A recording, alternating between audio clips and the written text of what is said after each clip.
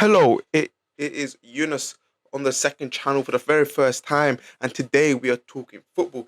More specifically, we're talking Arsenal and we're talking Viktor Gyokeres. I don't have a degree in journalism or a degree in football, in any form of football function of any sort. However, I've got a degree in yapp and critics, and I love football, and I love Arsenal. So why not put that all together and talk about them?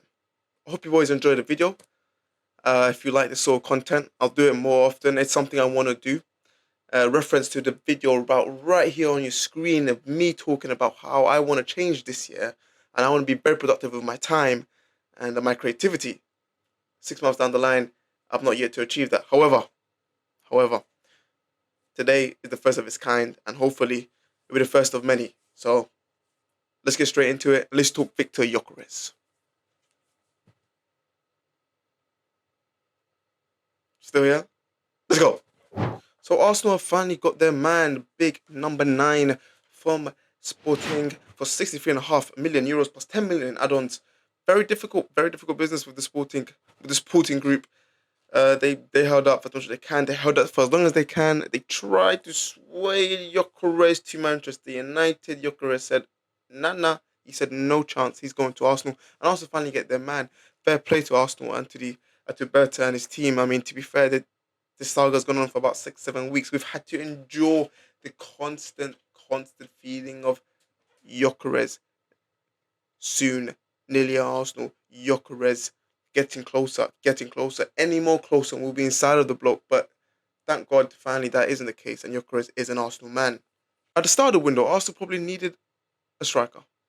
There were some arguments to be had that maybe we needed more creativity, but I think the general consensus from Arsenal fans was they need a striker. A couple names were on the list. We had Benjamin Sesko, a young high potential striker from Leipzig. We had Ollie Watkins, an experienced Premier League striker, and we had Gyokeres with arguably on some of the highest numbers and some of the best metrics across Europe from Portugal. So what's the general on Viktor Gyokeres? Well, listen, he's 6'2", he's a big Swede. He scored about 15 goals in 24 games for Sweden. He scored 97 goals in 102 games for Sporting. Those numbers are obscene. They're great. On the face of it, yes, that is true. Are there any dark, little dirty truths? Are there any well, that didn't sound too right. What am I talking about? Are there any other metrics that we should be concerned about Viktor Gyokeres joining Arsenal? Why did Mikel Arteta sign him? Well, let's find out. So there we have it. Viktor Gyokeres.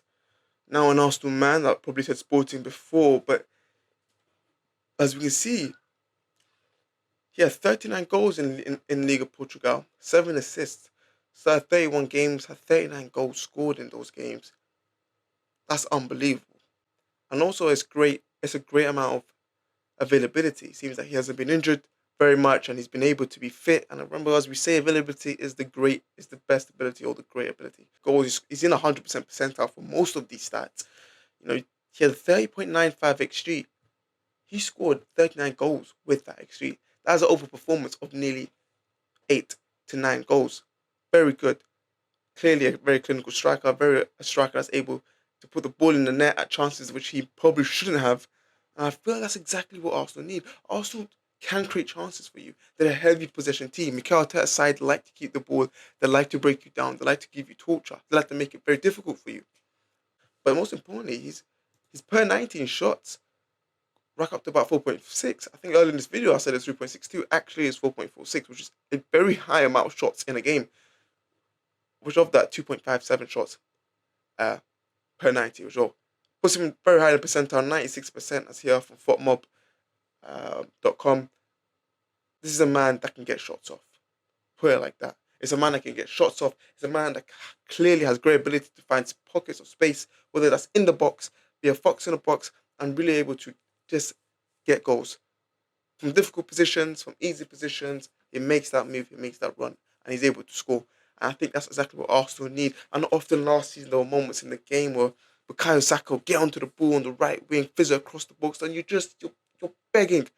You're quite literally on your knees praying somebody gets at the end of that just for an easy tap in, and no one's often there. I feel like this man can be exactly that. Another stat that I really want to take a quick quick glance at. It's his possession. It's his possession stats and his successful dribbles and his dribbling success. This man averages in the top 90% for dribbles in La Liga. In the Liga Portugal. He's a big man. He's 6'2". Initially, off the bat, you're thinking tall, clunky, unable to move. You know, kind of like Haaland, a train, kind of like a train going like onto collision, may I say. However, from what we can see from the numbers, this man is able to have a lot of success with his dribbling, even at a very, unorthodox height at 6'2". You wouldn't think he's able to rack up such numbers, but he clearly is. He clearly likes the ball on the floor, really facing that centre back, whether it be probably not so the right back, but probably the centre back in the channels, getting in between the right back and the centre back, getting onto that ball, running onto the ball even, and really able to attack that centre back with his ferocity, with his pace and power.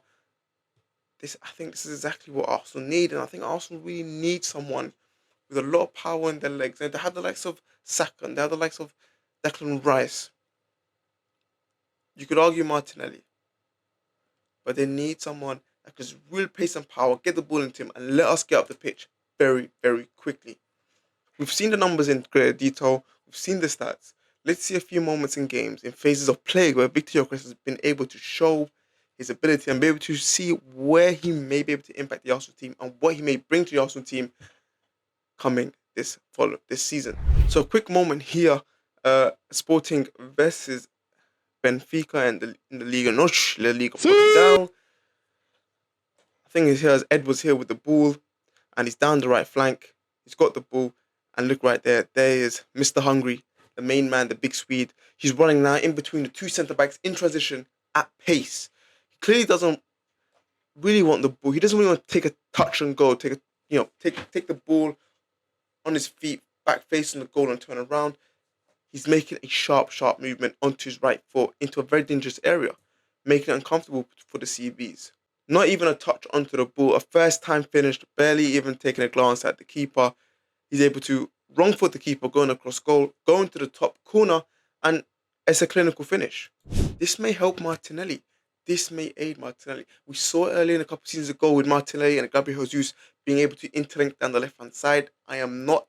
Let me make this clear, I am not saying Viktor is able to match Gabriel Jesus in his prime, touch and goal, favela ball, boom, boom, boom, boom, boom, beautiful with Martinelli. But what I would say is, as being a focal point in that Arsenal attack, he's able to pull the danger, pull that defence with him, allowing the other players around in the Arsenal team be able to get in the box, be able to get out of their positions, and really find dangerous pockets to be in. So wow, that brings me to the end of the video. What is my conclusion? My conclusion is Viktor Gyokeres will be a fantastic signing for Arsenal. I question whether they may need one more piece to the puzzle to be able to really unlock Viktor Gyokeres, get a bit more creativity on the pitch.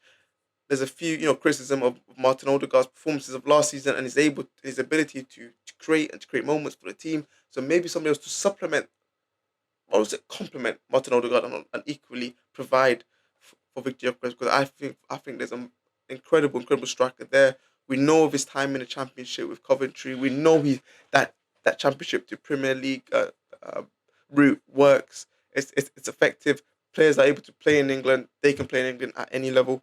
And I think Viktor Gyokeres is that man. And I think Arsenal will benefit from that. That brings me to the end. If you enjoyed the video, like and subscribe. Follow for a bit more. I'll try to create more content like this, talking about football. Not just Arsenal exclusive. I'm not that boring. I love Arsenal. I'm not an AFTV merchant. I enjoy the game and certainly love talking about it. So, like and subscribe. See you guys in the next one. Peace.